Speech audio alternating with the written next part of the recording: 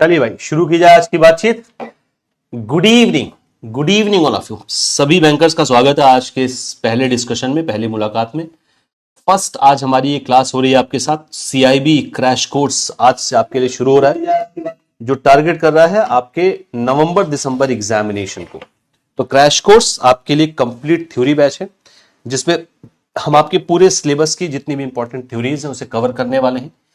सारा सिलेबस आपका कवर होगा, सारी इंपॉर्टेंट बातचीत इसमें कवर होने वाली है। और गायकवाड़ जी बहुत स्वागत है भैया, बहुत स्वागत है गायकवाड़ बाबू। तो क्रैश कोर्स गायकवाड़ जी शुरू हो रहा है। गायकवाड़ जी अच्छा लगा आप आए, बढ़िया। अभी तो हमारी मुलाकात लगातार चल रही थी और अब हम आगे भी मिलेंगे, इससे बेहतर क्या बात हो सकती है।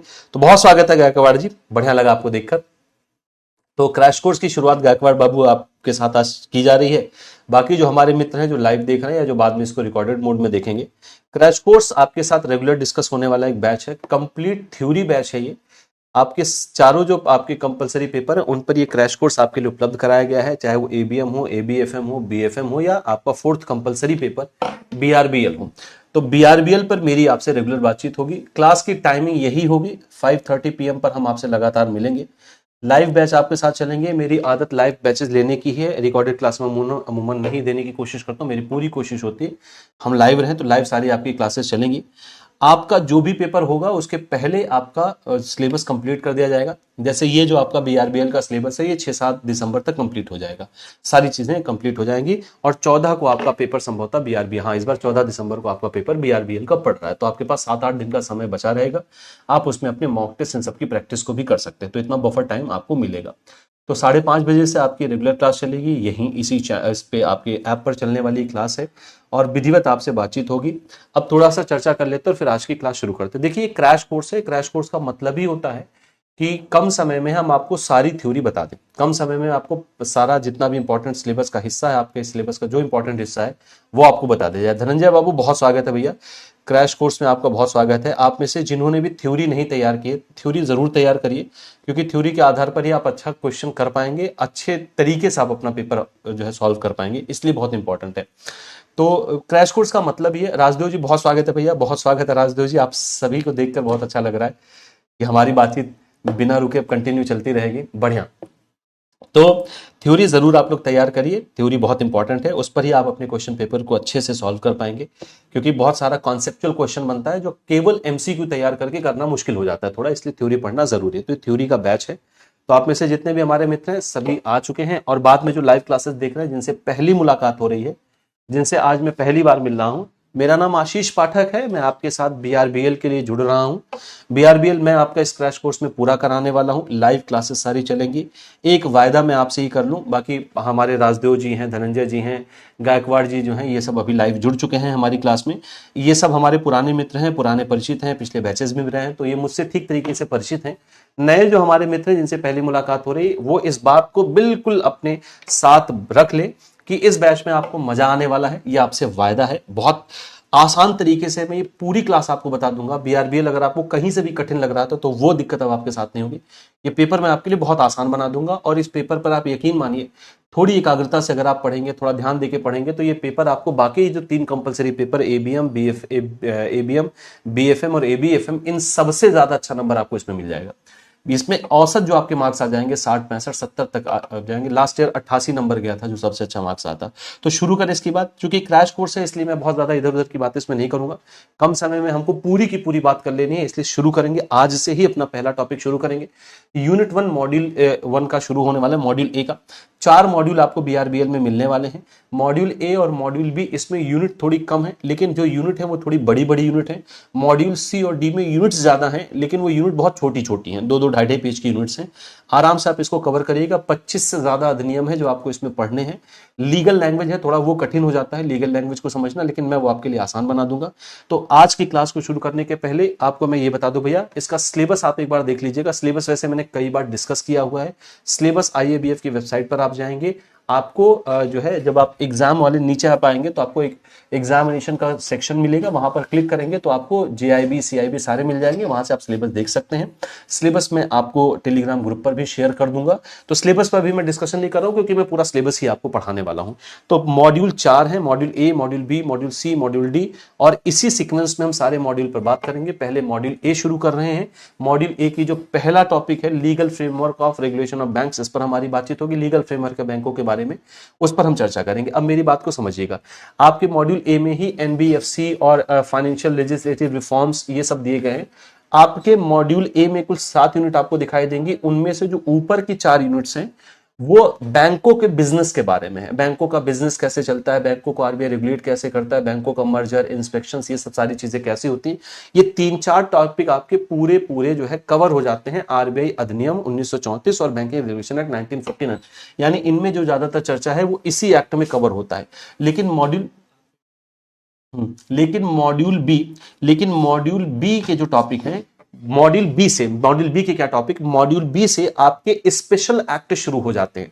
क्लियर है? तो मॉड्यूल जैसे आपका मॉड्यूल ए में RBI एक्ट और बैंकिंग रिलेशन एक्ट पर ही ज्यादा चर्चा है, मॉड्यूल बी से आपके स्पेशल अधिनियम शुरू हो जाते हैं, PMLA एक्ट, ये सारे अधिनियम शुरू हो जाते हैं, फेमा वगैरह, ये सब आपको यहां पर देखने को मिलेगा। इस तरीके से आपका ये पूरा सिलेबस चलता है। तो आज हम जो बातचीत करेंगे, राजदेव जी और गायकवाड़ बाबू, धनंजय बाबू, वो बात करेंगे जो सबसे पहला टॉपिक है उस पर हमारी चर्चा होनी है। क्लास 1 पर हम चर्चा कर रहे हैं।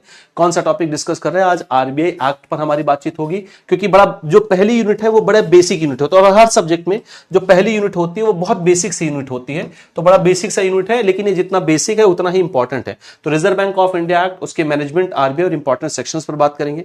ऐसे ही BR एक्ट, इंपॉर्टेंट सेक्शंस पर बात करेंगे, और गवर्नमेंट एज अ रेगुलेटर कैसे काम करता है बैंकों के लिए, उस पर बात करेंगे। वैसे ज्यादातर मामलों में RBI रेगुलेट करता है बैंकिंग बिजनेस को, बैंक्स को, लेकिन गवर्नमेंट कहां पर इंटरवीन करता है, गवर्नमेंट का हस्तक्षेप कहां पर, इस पर बात करेंगे। अब मैं आपको यह भी बताता चलूंगा कि यहां से कौन सी बात आपको ज्यादा ध्यान देनी है, कहां से क्वेश्चंस आपके ज्यादा बन सकते हैं। मजा आने वाला है, ये आप सभी से आज की क्लास में वायदा है। सबसे पहले बात करते हैं हम आज के reserve bank of India act 1934 में। देखिए, बैंकिंग बिजनेस जो है वो मूलतः बड़े मामलों में 2 अधिनियमों से कंट्रोल होता है। एक होता है reserve bank of India act और एक होता है बैंकिंग रेगुलेशन एक्ट 1949। इनमें भी जो सबसे ज्यादा कंट्रोल होता है वो BR एक्ट से कंट्रोल होता है। दोनों अधिनियमों में पहले आप अंतर समझे क्या है। Reserve bank of India act 1934 RBI के बारे में चर्चा करता है। ध्यान से समझिएगा, दोनों अधिनियमों में अंतर क्या है। Reserve bank of India act 1934 ये RBI के बिजनेसेस को कंट्रोल करने की बात, यानी RBI कैसे काम करेगा, RBI का मैनेजमेंट कैसे होगा, RBI के बोर्ड ऑफ डायरेक्टर्स कैसे होंगे, RBI सेंट्रल बैंक के रूप में कैसे काम करता है, RBI रेगुलेटर के रूप में कैसे काम करता है, ये सब आपको reserve bank of India act 1934 में मिलने वाला है। अब ये जो बैंकिंग रेगुलेशन एक्ट है, ये बैंक कैसे कंट्रोल किए जाएंगे, बैंकों के कंट्रोल होने वाला जो एस्पेक्ट है वो आपको BR एक्ट में ज्यादा दिखाई देगा। ऐसा नहीं कि reserve bank of India act में नहीं है। जैसे reserve bank of India act, अभी हम लोग जब सेक्शंस पढ़ते चलेंगे तो उसको हम देखेंगे। अब जो पहला यूनिट है वो यूनिट एक बेसिक सी यूनिट है। RBI अधिनियम के बारे में थोड़ी सी बेसिक बातें लिखी गई हैं उस यूनिट में, आपके सिलेबस में, और BR एक्ट के बारे में। ये हो गया पहली यूनिट की बात। जब हम इसकी दूसरी यूनिट से बढ़ेंगे, ध्यान से मेरी एक बात को समझते चलिएगा, जब हम इसकी दूसरी यूनिट से बढ़ेंगे तो फिर एक एक चीज वहां पर हम RBI अधिनियम से और BR एक्ट से कवर होते हुए देखेंगे कि अगर इंस्पेक्शन हो रहा है बैंकों का तो किस अधिनियम से हो रहा है, कैसे हो रहा है, वाइंड अप हो रहा है, मर्जर हो रहा है तो कैसे हो रहा है, टाइप्स ऑफ बैंक कितने तरीके के हैं, RBI अधिनियम में उनको लेकर क्या है, BR एक्ट में उनको लेकर क्या है, ये सब हम देखेंगे। RBI, ये जो आपका मॉड्यूल A है, ये बड़ा बेसिक सा मॉड्यूल है, लेकिन ये थोड़ा सा ऐसा लग सकता है कि इसमें सर एक जैसी बात चले, क्योंकि एक ही 2 अधिनियम पर ही बात चलती है। जब आपका मॉड्यूल B शुरू होता है तो वहां से आपकी स्पेशल एक्ट शुरू हो जाता है और थोड़ा इंटरेस्टिंग हिस्सा आ जाता है मॉड्यूल B से। लेकिन मॉड्यूल A से भैया ये मान के चलो कि कम से कम आपके 15 क्वेश्चंस बनते ही बनते हैं। मोर और लेस 15 से थोड़ा कम ज्यादा भी हो सकता है, लेकिन एवरेज औसतन 15 क्वेश्चन बनेंगे। अब शुरू करते हैं module A, legal framework of banking है। क्लियर है? जो आपका पहले यूनिट है उस पर हम बात करेंगे। सबसे पहले रिजर्व बैंक ऑफ इंडिया की बात कर लेते हैं। ये मैंने आपके लिए एक यहां पर फैक्ट लिख दिया है ताकि आप अपने आप को RBI अधिनियम से जोड़ सके। RBI एक्ट में टोटल चैप्टर आपको देखने को मिलेंगे 5। टोटल जो सेक्शन है वो 61 है। टोटल सेक्शन जो एक्टिव सेक्शन है, वैसे टोटल सेक्शन आपको दिखाई देंगे 61, जो टोटल एक्टिव सेक्शन है वो आपको दिखाई देंगे 58 के सबसेक्शन G। टोटल जो एक्टिव शेड्यूल है वो शेड्यूल 1 और शेड्यूल 2 है। First establish in Calcutta, then transfer to Bombay in 1937। इसके अलावा कुछ आप हिस्ट्री मत याद करिएगा, वो आपके सिलेबस में नहीं भैया। आपका ये जो BRBL है ये एक लीगल पेपर है, RBI banking regulation act, in PMLA act, negotiable instrument act, SARFAESI act, RDB act, companies act, contract act, ये सब आप इसमें पढ़ने वाले हैं। असल में बैंक लीगली कैसे मूव करते हैं, बैंक को जो भारत में बैंकों का लीगल फ्रेमवर्क कैसा होता है, बैंकों में लीगल एस्पेक्ट्स कैसे काम करते हैं, उससे संबंधित आपका ये पेपर है। तो ये आपका एक तरीके का लीगल पेपर भैया। वहां आरबीआई की हिस्ट्री वगैरह मत रटिएगा, वो सब आप दे चुके हैं, वो सब आप पढ़ चुके हैं अपने जेआईबी में, तो वो इसका हिस्सा नहीं है, ये फैक्ट आपके लिख दिया गया है। अब यहां पर ध्यान से समझिएगा, आरबीआई अधिनियम का जो चैप्टर 3 है, ये चैप्टर 3 थोड़ा बड़ा चैप्टर है क्योंकि इसके कई सारे सब चैप्टर्स हैं। सब chapter A B C D E F तक जाता है सब चैप्टर, क्लियर है। आरबीआई अधिनियम का जो चैप्टर 3 है, ये आरबीआई के सेंट्रल बैंकिंग फंक्शन के बारे में बात करता है। तो उसके जो सब चैप्टर हैं वो आरबीआई सेंट्रल बैंकिंग फंक्शन के रूप में कैसे काम करेगा वो बात करता है। आप सारी जिम्मेदारी भैया मेरे ऊपर छोड़ दो, बस आप थोड़ी एकाग्रता के साथ क्लास में जुड़े रहिए, पढ़ते रहिए, मैं सब आपका कवर करा दूंगा।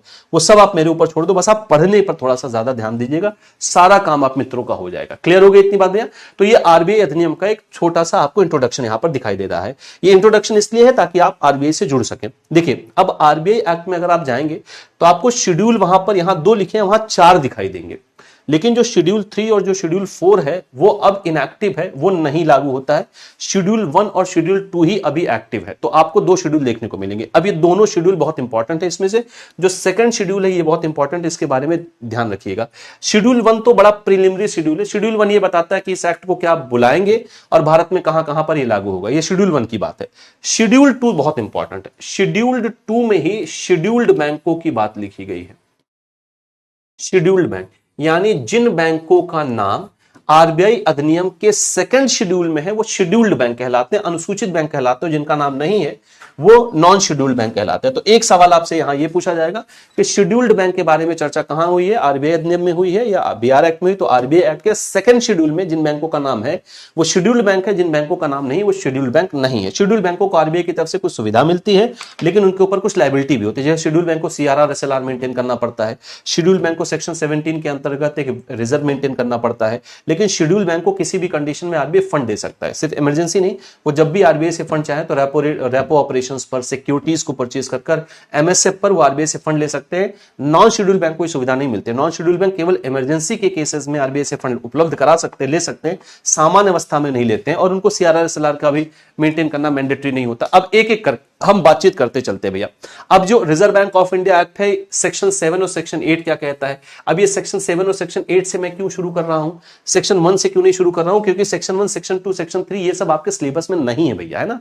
तो इंपॉर्टेंट जो आपका पहला चैप्टर, मैं आपको बार बार कह रहा हूं कि ये प्रिलिमिनरी चैप्टर है ताकि आपको बेसिक आइडिया हो जाए पहले यूनिट से। क्लियर? आईएबीएफ ने पहले यूनिट इस लिहाज से डिजाइन किया है। अब ध्यान से मेरी बात को सुनिएगा, जो मैं कह रहा हूं 2 बातें मैं कह रहा हूं आपसे। पहली बात भैया, अगर आप बैंक में बैठ के क्लास ले रहे हैं तब तो आप ये नहीं कर पाओगे, क्योंकि मैं इस बात से सहमत हूं कि इस वाली बीआरबीएल की जो क्लास की टाइमिंग है थोड़ी सी ऑड टाइमिंग है। या तो आप बैंक में उस समय रहते हैं या तो आप बैंक से निकलने का समय हो रहा होता है। दोनों ही केस में क्लास लेना मैं पूरी तरीके से समझता हूं मुश्किल है, लेकिन यकीन मानिए बाबू कि इसके अलावा कोई समय और है नहीं जिसमें मैं आपकी क्लास कर सकूं। मैं हर सेशन में ये पूरी कोशिश करता हूं कि इसकी टाइमिंग थोड़ी आगे पीछे कर दी जाए, लेकिन वो संभव नहीं हो पाता, फिर बाकी सारी क्लासेस डिस्टर्ब हो जाती हैं। इस वजह से ये क्लास आपकी इसी समय चलेगी। आप इसको लाइव कोशिश करिए, लाइव देखिए, नहीं देख पा रहे तो आप इसको रिकॉर्डेड जरूर देखिएगा, लेकिन कोशिश आपकी लाइव होनी चाहिए। लाइव क्लास का क्या महत्व है ये आगे आपको अपने आप पता चलता चला जाएगा। दूसरी बात यह है कि अगर आप बैंक में भी बैठ के देख रहे हैं लेकिन आपके पास है ठीक से समय है देखने का, आप इसको ठीक से देख रहे हैं, और अगर आप घर पे हैं तब तो कोई बात ही नहीं, तब तो आप अच्छे से देख रहे होंगे। दोनों ही केस में भैया आप एक नोटबुक जरूर अपने पास रखिएगा, क्योंकि मैं बहुत सारी बातें आपको इसे बताऊंगा जो बहुत प्रैक्टिकल है और जो आपके एग्जाम से संबंधित है, वो आप नोट करते चलिएगा। अब जो मैं आपको बोलने जा रहा हूं, आप चाहे तो इसे अपने नोटबुक पे नोट कर सकते हैं।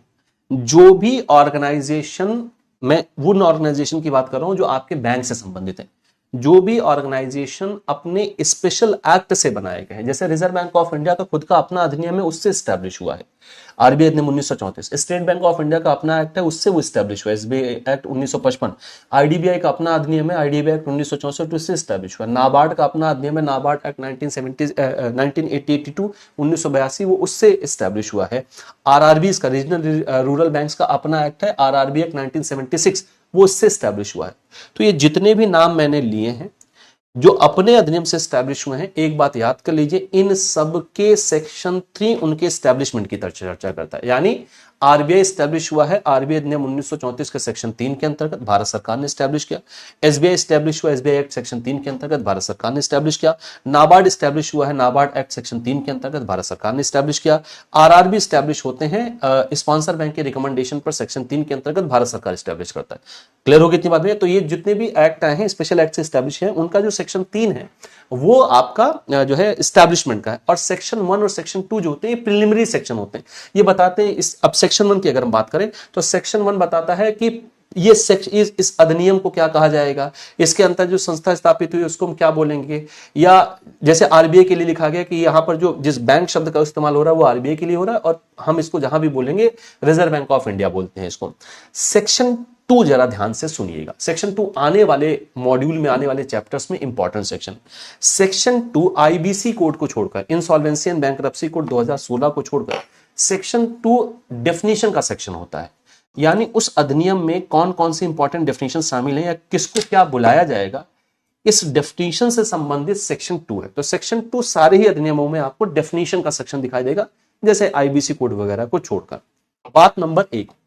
बात नंबर 2, अब मैं अभी से आपको इस क्लास में बता दूं, क्योंकि मैं कई बार सेक्शन शब्द बोल चुका हूं, तो आपके अंदर ये डर हो जाता है, ये भय हो जाता है कि क्या यार इतने सारे सेक्शन हमें रटने पड़ेंगे। अब हम एलएलबी का पेपर तो देने जा नहीं रहे, एलएलएम तो कर नहीं रहे, हम बैंकर हैं, क्या वास्तव में सेक्शन नहीं रटेंगे तो सिलेबस तैयार नहीं होगा? अच्छी बात यह है कि आपसे सेक्शंस नहीं पूछे जाते हैं, इसलिए आप सभी से बाबू ये निवेदन है कि सेक्शंस मत रटिएगा, सेक्शन का कंटेंट याद रखिएगा। सेक्शंस आपको नहीं रटने हैं, सेक्शंस आपसे नहीं पूछे जाते हैं।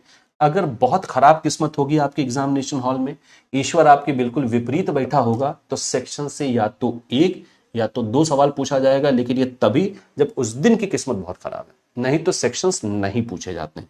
ठीक हो गई जुगीर इतनी बात? अब आते हैं सेक्शन 7 और सेक्शन 8 पर। इत्मीनान से सुनते चलिएगा, कंटेंट याद रखिएगा। आपको सेक्शन याद रखना, कंटेंट मतलब क्या है अभी मैं आपके साथ वो डिस्कस करूंगा। जैसे सबसे पहले बात करते हैं सेक्शन 7 पर। सेक्शन 7 वो सेक्शन, ये बहुत इंपॉर्टेंट सेक्शन है, मतलब सेक्शन नहीं याद करना, इसका कंटेंट बहुत इंपॉर्टेंट है। सेक्शन 7 वो सेक्शन है जो भारत सरकार को ये ताकत देता है कि वो आरबीआई को डायरेक्शन दे सकता है। यानी अगर कभी आपसे पूछा जाए कि कौन से सेक्शन के अंतर्गत हम ये तय कर पाते हैं कि भारत सरकार आरबीआई को देखेगा, भारत सरकार आरबीआई को रेगुलेट करेगा, इंटरवीन कर सकता है, वो सेक्शन 7 है।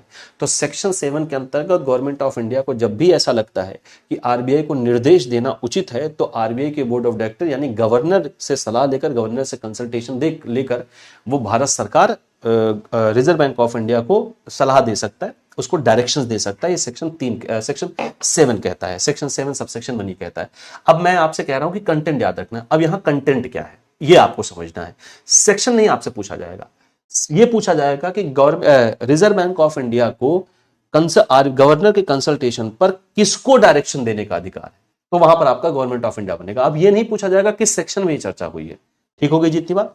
अब आते हैं सेक्शन 8 के अंतर्गत। तो सेक्शन 7 जो है डायरेक्शन से संबंधित है, और सेंट्रल बोर्ड की भी थोड़ी चर्चा यहां पर हुई है, लेकिन जो आरबीआई का सेंट्रल बोर्ड है वो सेक्शन 8 के अंतर्गत आता है। अब सेक्शन 8 आरबीआई के सेंट्रल बोर्ड के एस्टेब्लिशमेंट की बात करता है। The central board shall consist of the governor. अब ये मैं आपको अभी पूरा बता दूंगा, पहले बता देता हूं सेक्शन 8 में क्या है। तो सेक्शन 8 बात करता है भैया सेंट्रल गवर्नमेंट की, सेंट्रल बोर्ड ऑफ आरबीआई की। एक एक बात को ध्यान से सुनिएगा, हम बात कर रहे हैं सेक्शन 8 की। सेक्शन 8 किसकी बात करता है भैया? Central board of RBI, central board of RBI, RBI के सेंट्रल बोर्ड की यह बात करता है। ध्यान से मेरी बात को सुनते चलिएगा। और सेक्शन 9 चर्चा करता है लोकल बोर्ड की। तो लोकल बोर्ड का कॉन्स्टिट्यूशन कैसे होगा, कितना टेन्योर होगा, यह सब कहता है सेक्शन 9। अब हम जो बात करने वाले हैं वो सेक्शन 8 के अंतर्गत बात करने वाले हैं। ध्यान से मेरी बात को सुनते चलिएगा। सेक्शन 8 आरबीआई के सेंट्रल बोर्ड की बात करता है। आरबीआई के सेंट्रल बोर्ड में कौन कौन होता है? गवर्नर होगा, आरबीआई के सेंट्रल बोर्ड में गवर्नर होगा, भारत सरकार ही नियुक्ति, यहां मैं जितने भी सदस्यों को लिखूंगा सबकी नियुक्ति भारत सरकार करता है। गवर्नर की संख्या 1 होगी, एक गवर्नर होगा जिसके डायरेक्शन में आरबीआई काम करता है। डिप्टी गवर्नर होंगे, डिप्टी गवर्नर होंगे, डिप्टी गवर्नर होंगे जिनकी मैक्सिमम संख्या 4 हो सकती है।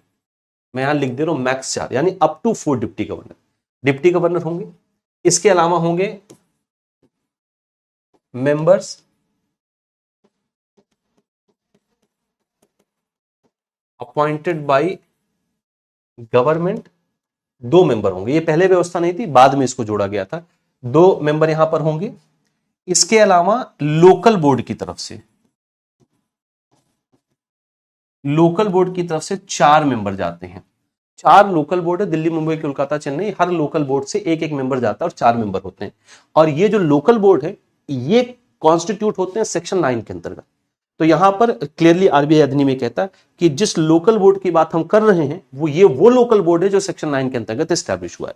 तो सेक्शन 9 के अंतर्गत जो लोकल बोर्ड स्टैब्लिश होता है वहां से 4 मेंबर जाते हैं। इनके अलावा कुछ एडिशनल मेंबर्स होते हैं। इन सबकी नियुक्ति करता है गवर्नमेंट ऑफ इंडिया। कुछ एडिशनल मेंबर्स होते हैं जिनकी संख्या होती है 10। ये वो 10 लोग होते हैं भैया जिनको इकोनॉमी, बिजनेस, इंडस्ट्री, इन सब में बृहद ज्ञान प्राप्त होता है, एक्सपर्टीज होती है, ये वो मेंबर होते हैं। तो अब एक तो इनकी संख्या आपसे एग्जाम में पूछी जा सकती है अगर पेपर आसान बना तो। या तो पूछा जाएगा कि आरबीआई के सेंट्रल बोर्ड में मैक्सिमम कितने सदस्य होते हैं, तो 1, 4, 5, 5, 2, 7, 7, 4, 11, 11, 10, 21। तो मैक्सिमम जो संख्या होती है वो कितनी होती है भैया, 21 होती है। यही कहता है आपका सेक्शन 8। तो सेंट्रल बोर्ड की चर्चा हुई सेक्शन 8 के अंतर्गत। देखिए, the central board shall consist of the governor, एक गवर्नर होगा, not more than 4 deputy governor, 4 deputy governor से ज्यादा नहीं, to be appointed by the central government and other director to be nominated by the central government as under. तो ये nominate government of India द्वारा appoint होंगे और कुछ member हैं जो सेंट्रल गवर्नमेंट की तरफ से नॉमिनेट किए जाते हैं। कौन कौन होते हैं, 4 director to be nominated by the central government, 1 each from the local board constituted under section 9 of the act. तो सेक्शन 9 के अंतर्गत जो लोकल बोर्ड है वहां से 4 मेंबर आएंगे। 10 director to be nominated by the central board from various field, जो मैंने आपको बताया जिनके पास एक्सपर्टीज होगी। 2 गवर्नमेंट ऑफिशियल होते हैं to be nominated by the central government, amendment 2012। तो 2012 में ये 2 गवर्नर वाले 2 जो डायरेक्टर नियुक्त किए जाते हैं ये उसके पहले नहीं थे। तो 2012 से 2 अतिरिक्त आ गए, तो कुल मिला के 21 होते हैं। The governor and the deputy governor as whole time official of the bank. Governor, deputy governor RBI के होल टाइम ऑफिसर माने जाते हैं। The government and deputy governor hold office for term fixed by the central government at the time of appointment not exceeding 5 year and are eligible for reappointment. Governor और डिप्टी governor का जो कार्यकाल होता है वो 5-5 साल का होता है और ये री अपॉइंटमेंट हो सकते हैं। क्लियर है? तो बहुत सारे गवर्नर का कार्यकाल बढ़ाया गया है। गवर्नर की लिस्ट आपको कतई नहीं तैयार करना है भैया, वो आपके सिलेबस में नहीं है। पहला गवर्नर, आखिरी गवर्नर, अभी गवर्नर, ये सब आपको नहीं तैयार करना है। ठीक है भैया? चलिए अब आते हैं अगले हिस्से पर। The government official nominated under section 8 subsection D shell hold office at the pleaser of the government. ये 2 डायरेक्टर्स की बात की जा रही है जिनकी चर्चा मैंने आपसे की। The director nominated from the local board, local board से 4 आते हैं, shall continue during their membership of the local board. इसका क्या मेंबर है? अब देखिए क्या है राजदेव बाबू, 4 डिप्टी गवर्नर आते हैं लोकल बोर्ड की तरफ से, उनका कार्यकाल होता वैसे 4 साल के लिए है, या अगर वो अब जब तक अपने लोकल बोर्ड में उनका पद बचा हुआ है, अब मान लो अगर वो अपने लोकल बोर्ड से रिटायर हो गए तो उनको यहां से भी रिटायर होना पड़ेगा, तो ये अपने पद पर तब तक बने रह सकते हैं जब तक उनका लोकल बोर्ड में कार्यकाल है, या 4 साल जो भी पहले पूरा हो जाए।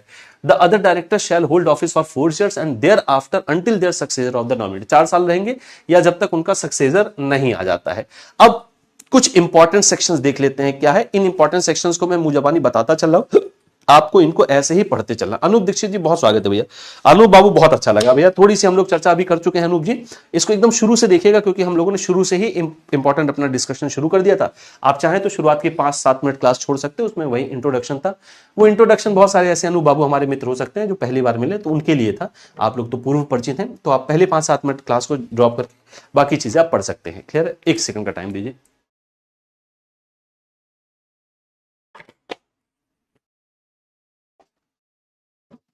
हाँ जी, अब आते हैं इंपॉर्टेंट। अब ये सेक्शन की चर्चा मैं आपसे कर चुका हूं। एस्टैब्लिशमेंट है आरबीआई का सेक्शन 3 के अंतर्गत, और एस्टैब्लिश कौन करता है इसको? Central government. ध्यान से समझिएगा, तो सेंट्रल गवर्नमेंट एस्टैब्लिश का, इससे ज्यादा कुछ भी मत याद करिएगा भैया, बहुत बेसिक सा टॉपिक है। सेक्शन 4 में आरबीआई की पूंजी की बात की गई है, और आरबीआई की जो पूंजी है वो है 5 करोड़ रुपए। कितने? 5 करोड़ रुपए। इस समय 6000 कुछ करोड़ रुपए है, लेकिन वो आपसे पूछा नहीं जाएगा, ना ही आपको याद करने की जरूरत है क्योंकि वो कम ज्यादा होता रहता है। ये जो इनिशियल कैपिटल है ये 5 करोड़ रुपए, ये याद रखिएगा। तो आरबीआई का जो इनिशियल कैपिटल है भैया ये कितना है? 5 करोड़ रुपए, जिसको 100 रुपए के 5 लाख शेयर्स में डिवाइड किया गया था। ठीक है अनु बाबू? अब ये आरबीआई पहले प्राइवेट संस्था थी, तो गवर्नमेंट ऑफ इंडिया ने इसके सारे शेयर्स को परचेज कर लिया और गवर्नमेंट ऑफ इंडिया इसको अपने अधीन लेकर आ गई, और अब इसका कोई भी शेयर पब्लिक के पास नहीं, सब गवर्नमेंट ऑफ इंडिया के पास है। सेक्शन 7 मैनेजमेंट और गवर्नमेंट का डायरेक्शन की बात हम कर ही चुके हैं। सेक्शन 8 पर हम पूरी बात कर चुके हैं। द बिजनेस विद आरबीआई में ट्रांजेक्ट सेक्शन 17, नॉट ट्रांजेक्ट सेक्शन 19। आरबीआई कौन कौन से बिजनेसेस कर सकता है ये सेक्शन 7 में लिखा है। आरबीआई कौन कौन से बिजनेस नहीं कर सकता है ये सेक्शन 19 में लिखा है, ये आगे वाली यूनिट्स में चर्चा हुई है, तो उस पर वहां पर हम बातचीत करेंगे। अब आते हैं सेक्शन 22, ये सेक्शन आपके लिए थोड़ा सा इंपॉर्टेंट सेक्शन है। सेक्शन 22 का कंटेंट भी इंपॉर्टेंट और सेक्शन भी इंपॉर्टेंट है। कुछ ऐसे सेक्शंस हैं जिनमें आपको सेक्शंस याद रखना पड़ेगा। ज्यादातर मामलों में 90% मामलों में आपको सेक्शंस नहीं याद रखना है, उसका कंटेंट याद रखना है, लेकिन कुछ सेक्शंस हैं जो आपको याद रखने पड़ेंगे। उनमें है सेक्शन 22 आपका। आरबीआई अधिनियम के सेक्शन 22 के अंतर्गत ही आरबीआई को नोट इशू करने का अधिकार है। तो अगर कभी आपसे पूछा जाए कि कौन से सेक्शन के अंतर्गत आरबीआई को करेंसी जारी करने का अधिकार मिलता है, तो वो सेक्शन 22 है आरबीआई अधिनियम का। बैंकिंग रेगुलेशन एक्ट जब हम पढ़ेंगे तो बीआर एक्ट का सेक्शन 22 भी बहुत इंपॉर्टेंट है। बीआर एक्ट के सेक्शन 22 के अंतर्गत आरबीआई लाइसेंस जारी करता है। आरबीआई अधिनियम के सेक्शन 2 के अंतर्गत सेक्शन 22 के अंतर्गत 22 के अंतर्गत आरबीआई करेंसी इशू करता है। सेक्शन 22 जब से भारत में लागू हुआ है, पहले करेंसी इशू करने का अधिकार भारत सरकार का था, भारत सरकार से यह अधिकार आरबीआई के पास चला गया और सेक्शन 22 के अंतर्गत भारत आरबीआई के पास सोल राइट होता है, अकेला एक अधिकार होता है करेंसी इशू करने का। 1 रुपए को छोड़कर 1 रुपए से ऊपर की जो भी करेंसी होती है वो भारत सरकार की जगह अब आरबीआई इशू करता है। सिक्के और 1 रुपए के नोट ये इशू करता है आपका गवर्नमेंट ऑफ इंडिया। बाकी 2 रुपए से लेकर बाकी जितने भी डिनोमिनेशंस में नोट होते हैं वो सब आरबीआई जारी करेगा, उसके पास सोल राइट है। क्लियर होगी इतनी बात। अगला है power to the central government to supersede the central board, section 30। ये जो सेक्शन 30 है आने वाली यूनिट में अभी हमारी इस पर खूब बात होगी। मैं फिर से आपको याद दिला दूं, ये सिर्फ इंट्रोडक्टरी यूनिट है और ये मैंने इसको इंट्रोडक्टरी नहीं बनाया, आपके आईबीएफ ने ही इसको इंट्रोडक्टरी यूनिट रखा और ये बड़ी अच्छी बात है। मुझे बहुत अच्छा लगा चैप्टर इनका कि कम से कम पहले एक बेसिक बात तो आप तक पहुंचा दी जाए, फिर सेक्शन 30 पर आगे डिस्कशन है। जब हम इसका क्या नाम है, बैंकों का मर्जर, एक्विजिशन, अमलगमेशन, ये सब पढ़ेंगे तो सेक्शन 30 वहां पर विधिवत पढ़ेंगे। आरबीआई को अधिकार है कि वो पूरा का पूरा बोर्ड ऑफ डायरेक्टर्स को सुपरसीड कर सकता है, उसकी जगह पर एक एजेंसी को नियुक्त कर सकता है। ये आरबीआई के सेंट्रल गवर्नमेंट के पास अधिकार है। Requirement of maintenance of cash reserve ratio for scheduled banks with RBI, ये सेक्शन याद रखिएगा क्योंकि ये सेक्शन कई बार पूछा जाता है। आरबीआई अधिनियम के सेक्शन 42 के अंतर्गत ही सीआरआर मेंटेन होता है, कैश रिजर्व रेशियो। सीआरआर आपको पता है, प्रत्येक बैंक को अपने एनडीटीएल का एक निश्चित हिस्सा केवल नगद के रूप में आरबीआई के पास जमा करना पड़ता है, जिसको हम सीआरआर कहते हैं। सीआरआर आरबीआई अधिनियम के 42 सेक्शन 42 के अंतर्गत है। कितना मेंटेन होगा ये सेक्शन 42 का सबसेक्शन 1 कहता है, मतलब किस फॉर्म में मेंटेन होगा सेक्शन 42 का सबसेक्शन 1 कहता है। तो सेक्शन 42 के अंतर्गत सीआरआर मेंटेन करने की चर्चा की गई है। ठीक हो गई जितनी बात। चलिए अब आते हैं amendment in RBI act 2019 with respect to NBFC. 2019 में आरबीआई में अमेंडमेंट क्या हुआ है, अब देखिए भैया अमेंडमेंट क्या है। आरबीआई अधिनियम का जैसे मैंने अभी आपको बताया था कि 5 चैप्टर है, लेकिन 5 चैप्टर में से जो चैप्टर 3 है वो सबसे बड़ा चैप्टर है क्योंकि उसके कई सारे सब चैप्टर हैं। क्लियर है। सब चैप्टर 3 का सब chapter A B C D E F तक जाता है ना। तो अब यहां पर क्या है, सब चैप्टर की बात मैं यहां पर क्यों कर रहा हूं इसको ध्यान से समझते हैं। देखिए सब चैप्टर जो आरबीआई अधिनियम का चैप्टर 3 वो सेंट्रल बैंकिंग फंक्शन के बारे में आरबीआई की बात करता है। 2019 में एनबीएफसीज के बारे में चर्चा की गई और 2019 में ही आपको ध्यान समझना है कि एनबीएफसीज को आरबीआई के प्रीव्यू में डाला गया था। आरबीआई एनबीएफसीज को रेगुलेट करता है, लेकिन सारी की सारी एनबीएफसीज आरबीआई के द्वारा रेगुलेट नहीं होती हैं। कौन से रेगुलेट होती है, कौन से रेगुलेट नहीं होती, इसके लिए पूरा अलग से टॉपिक ही है नॉन बैंकिंग फाइनेंशियल कंपनीज। आपका मॉड्यूल ए का जो सेकंड लास्ट टॉपिक है वो एनबीएफसी के बारे में ही है। तो एनबीएफसी को लेकर आरबीआई में शामिल किया गया। आरबीआई अधिनियम के चैप्टर 3 के सब चैप्टर बी के सेक्शन 45 सब सेक्शन आई के अंतर्गत, आई ए के अंतर्गत एनबीएफसी को आरबीआई जो है रजिस्टर करता है। यहां पर देखिएगा क्या है, limit of net owned funds has been enhanced to Rs 1 crore from the existing limit of 2 crore। NBFC जो RBI से रजिस्टर्ड होगी, पहले उनकी जो NOF थी वो 2 करोड़ रुपए से बढ़ा के 100 करोड़ कर दी गई। लेकिन आपको ये ध्यान रखना है कि ये जो नेट ओन्ड फंड होता है ये अलग अलग NBFC के लिए अलग अलग है। सेक्शन 45 IA इसी के अंतर्गत, ये चैप्टर 3 है, चैप्टर 3 के सेक्शन 45 IA के अंतर्गत ही आरबीआई NBFCs को रजिस्टर करता है अपने पास। Under newly inserted section 45 ID and section 45 IE the RBI has been provided with 2 years to control the management of a regulated NBFC by either replacing director or by the superseding board। अब ये यहां से आपका question बनेगा, section मत याद करना। अब सवाल क्या बनेगा कि एनबीएफसी के बोर्ड को सुपरसीड कौन कर सकता है। ऐसी एनबीएफसी जिनको आरबीआई रेगुलेट कर रहा है उनके बोर्ड को सुपरसीड कौन कर सकता है, तो आंसर होगा आरबीआई सुपरसीड कर सकती है। आरबीआई के पास अधिकार है एनबीएफसी के बोर्ड को वो हटा सकता है, पूरे बोर्ड को। अगर डायरेक्टर को रिप्लेस कर रहा है या पूरे बोर्ड को वो रिप्लेस कर रहा है, अगर ऐसी स्थिति में रिप्लेसमेंट उनका हो रहा है, तो मान लेते डायरेक्टर को होता है, कोई डायरेक्टर नहीं आया, या पूरा बोर्ड ही आपने हटा दिया और कोई बोर्ड नहीं आया, तो मैक्सिमम कितने दिनों तक ऐसा रह सकता है? तो 2 साल तक आरबीआई के पास अधिकार है कि वो एनबीएफसी का डायरेक्शन, एनबीएफसी का मैनेजमेंट खुद दे सकता है अगर उसने रिप्लेस कर दिया है तो। ठीक है जी, आगे बढ़ते हैं।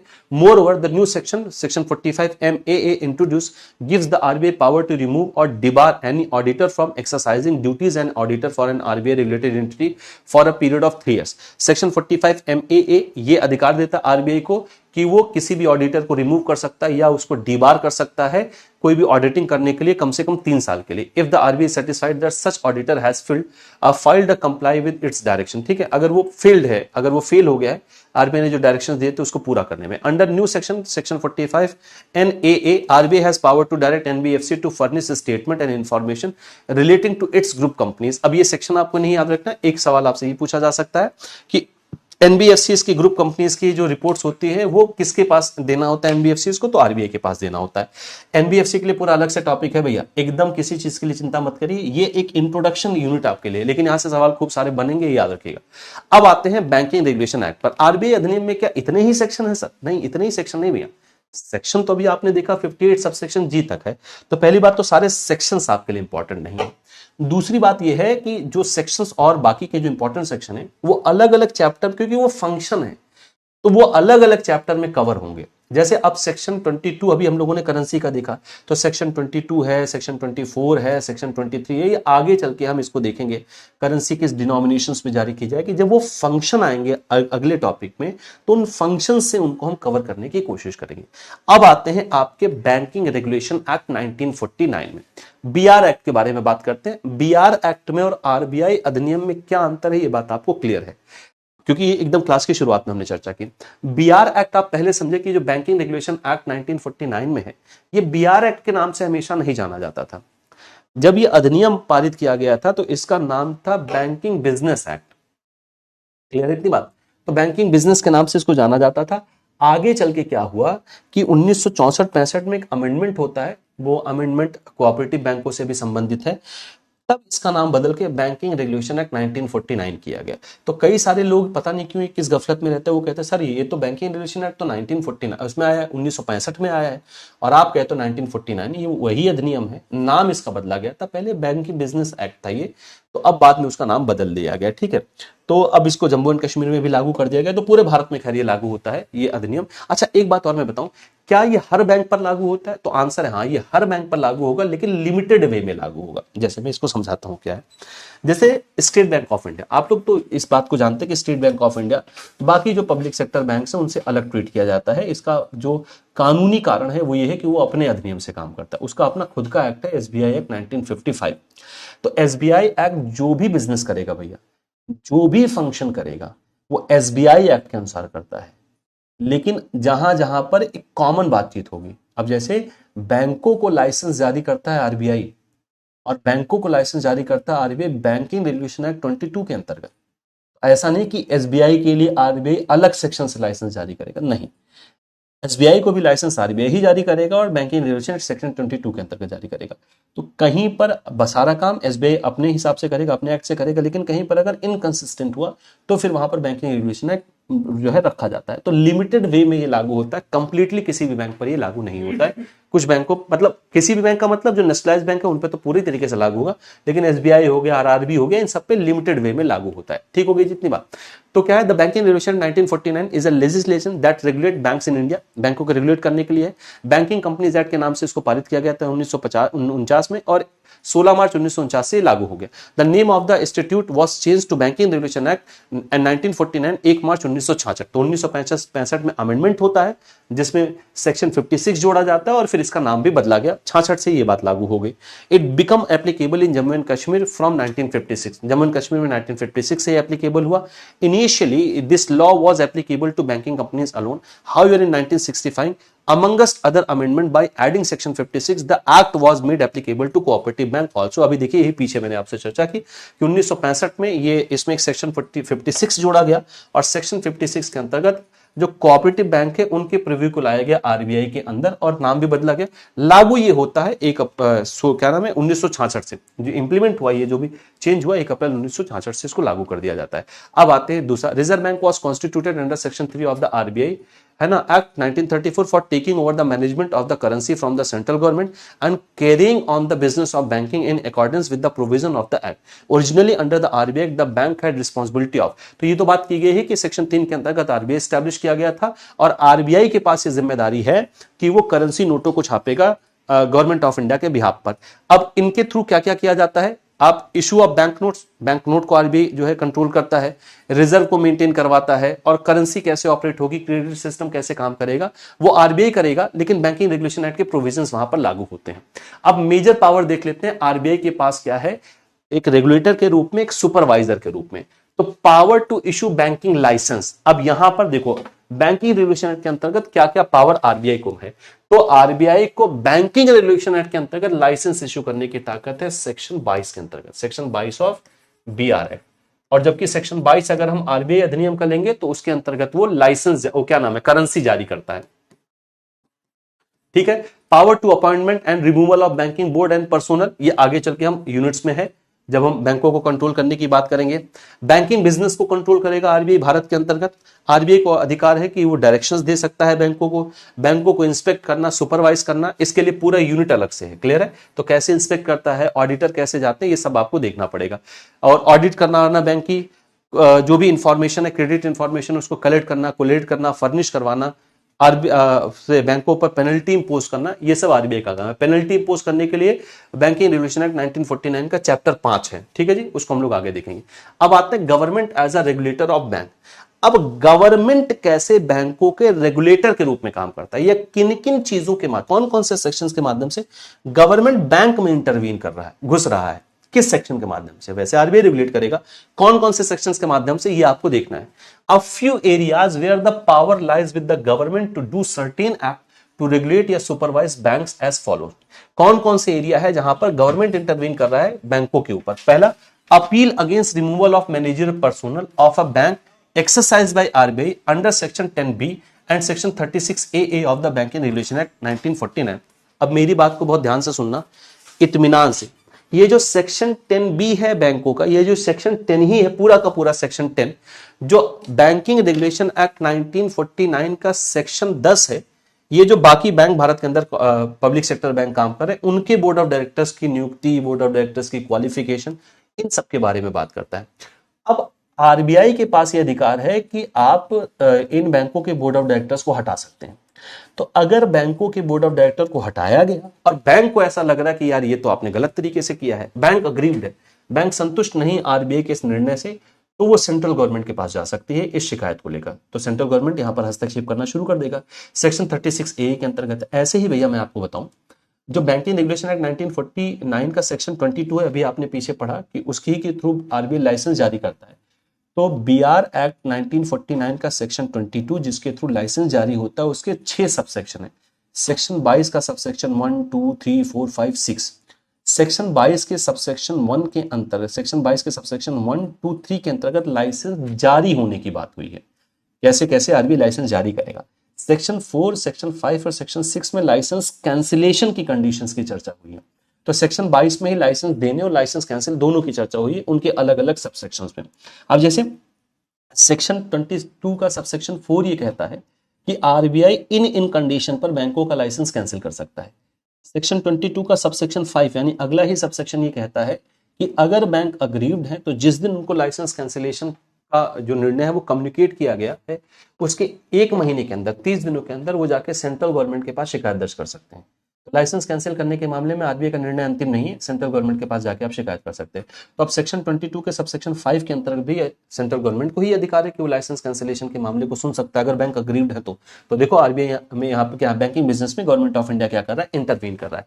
ठीक है, अगला है सिमिलर अपील अगेंस्ट कैंसिल। देखो यहाँ पर लिखा है similar appeal against cancellation of banking licence under section 22 और सेक्शन 22 में भी अगर हम सब सेक्शन की बात करें तो सब सेक्शन 5 ये कहता है under refusal of certificate regarding floating charges of asset may be preferred by the agreed bank with the government.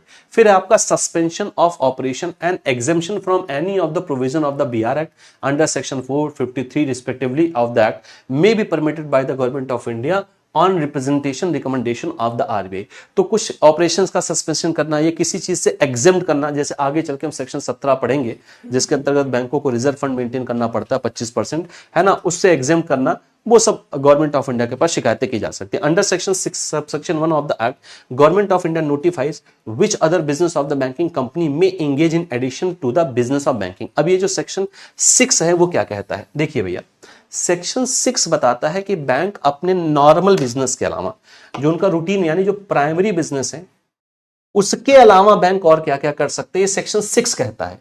और सेक्शन 8 बीआर एक्ट का ही सेक्शन 8 ये कहता है कि बैंक क्या क्या नहीं कर सकते हैं, वो मैं आगे आपको बताऊंगा, मैं लिखकर आपको सारी बातें बताऊंगा।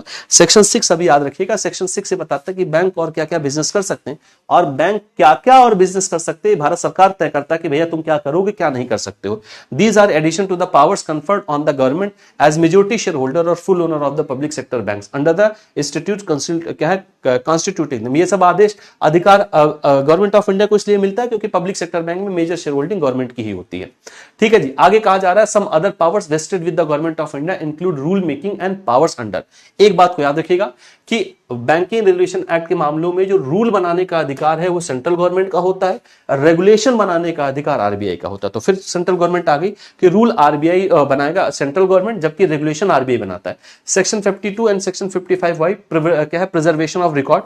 इसी के अंतर्गत भारत सरकार आपको रिकॉर्ड प्रिजर्व करने की लिमिट बताता है, पीएमएलए एक्ट के अंतर्गत 5 साल है, और पीएमएलए एक्ट का ही यहां पर प्रोविजन लागू होता है। Approval for formation of a subsidiary by a banking company for certain business under section 19। Section 19 के अंतर्गत अगर बैंक सब्सिडरी स्थापित करना चाहता है कोई सर्टेन बिजनेस करने के लिए, तो वैसे तो अप्रूवल आरबीआई देगा, लेकिन गवर्नमेंट ऑफ इंडिया के कंसल्टेशन पर देता है। Notification with reference to accounts and balance sheets under section 29। Direction for inspection, ये सब भैया आगे हम पढ़ेंगे, है ना, ये जो आपकी बैलेंस शीट वगैरह बनाता है कौन से सेक्शन के अंतर्गत बनता है, ये सब आगे हम देखेंगे। Direction for inspection of banks under section 35, Bharat सरकार के बिहाफ पर reserve bank of India direction देता है। ये सेक्शन 36 के अंतर्गत जो है बैंकों को एक्वायर करना, उनकी अंडरटेकिंग करना, मर्जर करवाना, ये सब सेंट्रल गवर्नमेंट करता है। अब बैंकिंग रेगुलेशन एक्ट के अंतर्गत जो अलग अलग मामले हैं वो क्या है, मैं आपको यहां पर कुछ सेक्शन बता दूं। जैसे सेक्शन 6 वहां पर आपने देखा, अब मैं जो आपको भैया बताने जा रहा हूं इसको बड़ा ध्यान से समझिएगा। मैं जितने सेक्शंस यहां पर लिखने जा रहा हूं वो बहुत इंपॉर्टेंट सेक्शन है, वो सेक्शन है बैंकिंग रेगुलेशन एक्ट के, और कोशिश करिएगा कि इनका कंटेंट के साथ साथ सेक्शन भी याद रहे। अगर सेक्शन भूल जाना कोई दिक्कत वाली बात नहीं, लेकिन अगर याद रहे तो ज्यादा बेहतर रहेगा। वैसे ये सेक्शंस नहीं पूछे जाएंगे, इनका कंटेंट पूछा जाएगा। देखिए कौन कौन से सेक्शन है भैया, section 5 subsection B, section 5 subsection C, सब भी आ रहा है, सेक्शन 6, सेक्शन 7, सेक्शन 8, ये आपके सारे सेक्शंस हैं। एक एक करके देखते हैं। सेक्शन 5 सबसेक्शन बी में बात की गई है बैंकिंग की, बैंकिंग क्या होता है, बैंकिंग की बात की गई। सेक्शन 5 सबसेक्शन सी में बात की गई है बैंकिंग कंपनीज की। क्या है, दोनों में अंतर समझते हैं, ध्यान समझिए। Section 5 subsection B, Himanshu Singh ji बहुत स्वागत है। हिमांशु जी ये क्लास 5:30 बजे से शुरू हो जाती है बाबू, थोड़ा सा आप लेट हैं, आप कोशिश ये करिएगा कि लाइव रहिएगा। 5:30 मतलब 5:30 पर मैं जुड़ जाता हूं क्लास में, और 6:30 तक आपकी क्लास चलती है, लाइव क्लास चलेगी। मेरा नाम आशीष पाठक है, मैं आपसे इस पर्टिकुलर सब्जेक्ट पर मिल रहा हूं, और क्लासेस आपकी लगातार चलेंगी, लाइव क्लासेस चलेंगी।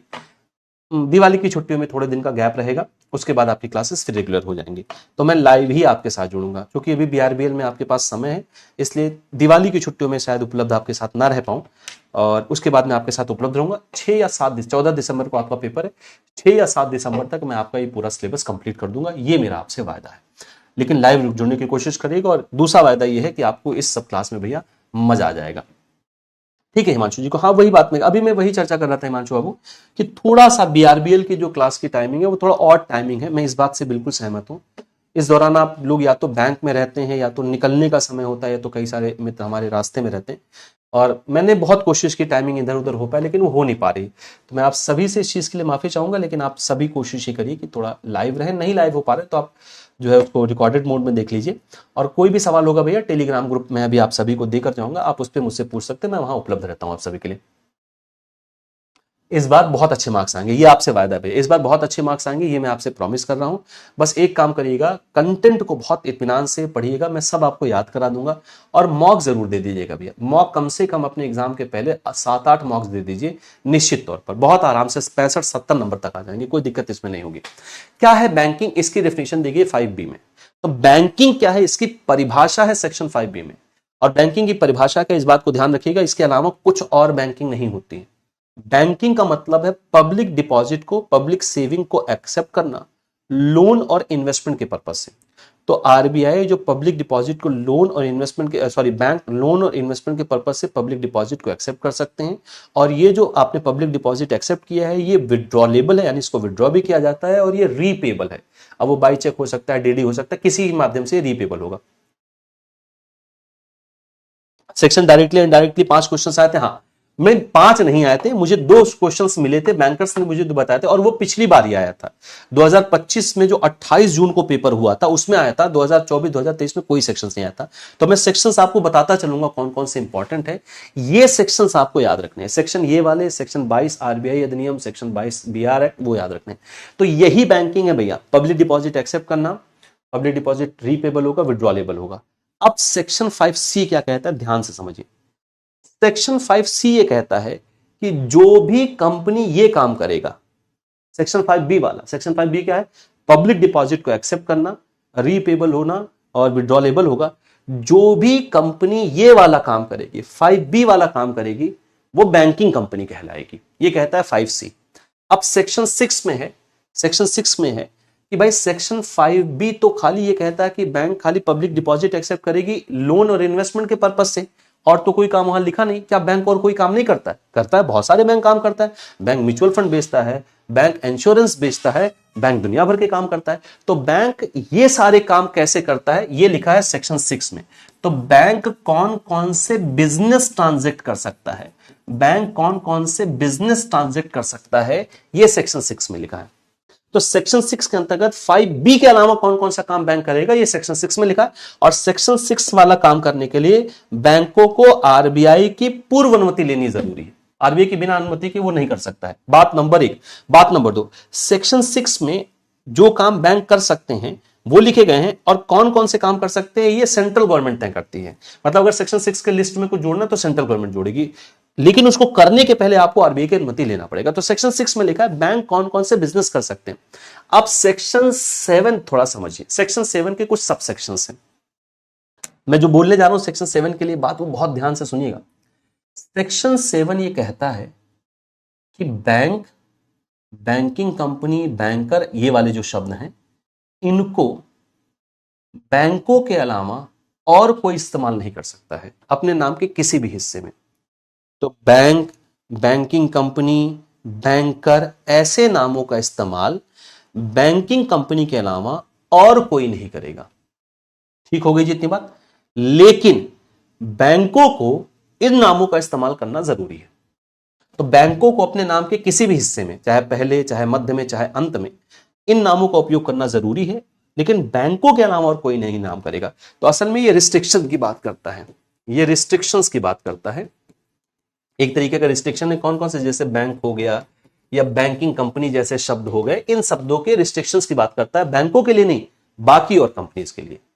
ये वाली जो कंपनी है 5C वाली कंपनी, इनको याद करना जरूरी है, मतलब इनको ये इस नामों का उपयोग करेंगे।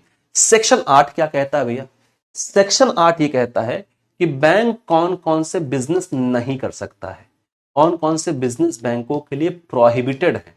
क्लियर है? जैसे बैंक इंडस्ट्रियल फंक्शन नहीं कर सकता है, बैंक वस्तुओं को नहीं बेच खरीद सकता है, बैंक ये सब नहीं कर सकता है। तो सेक्शन 6 बताता है बैंक कौन कौन से बिजनेस कर सकता है 5B के अलावा। सेक्शन 8 कहता है भैया बैंक को ये काम नहीं करना है, बैंक बार्टर सिस्टम में नहीं आ सकता, कुछ दो कुछ लो, ऐसा नहीं। बैंक बिजनेस करेगा, बैंक गुड्स नहीं बेच सकता, सर्विसेज बेच सकता है। बैंक सिक्योरिटीज को बेच सकता है। तो बैंक क्या क्या नहीं करेगा ये सेक्शन 8 में दिया गया है। ये वाले सेक्शंस आपको सेक्शंस भी याद रखना चाहिए और इनका कंटेंट भी आपको याद रखना चाहिए। यह है बैंकिंग रेगुलेशन एक्ट में। बाकी तो पूरा मॉड्यूल ए बीआर एक्ट और आरबीआई एक्ट से भरा पड़ा है। तो आज के लिए फिर गुरु इतनी ही चर्चा रखते हैं। हिमांशु बाबू, अनूप बाबू, राजदेव जी, धनंजय बाबू, आज के लिए इतनी चर्चा रखते हैं। गायकवाड़ जी, कल जब हम मुलाकात करेंगे तो अगले हिस्से पर बात करेंगे। बड़ी इनिशियल सी टॉपिक ही, बड़े इनिशियल सा आईएबीएफ ने आपका पहला हिस्सा रखा हुआ है।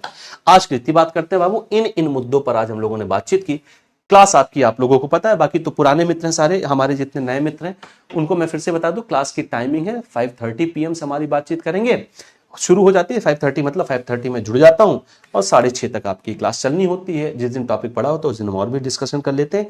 अब आपके लिए जितने भी हमारे नए मित्र हैं, ये QR कोड है आपके लिए, डेडिकेटेड टेलीग्राम ग्रुप है, ये उसी ग्रुप का QR कोड है।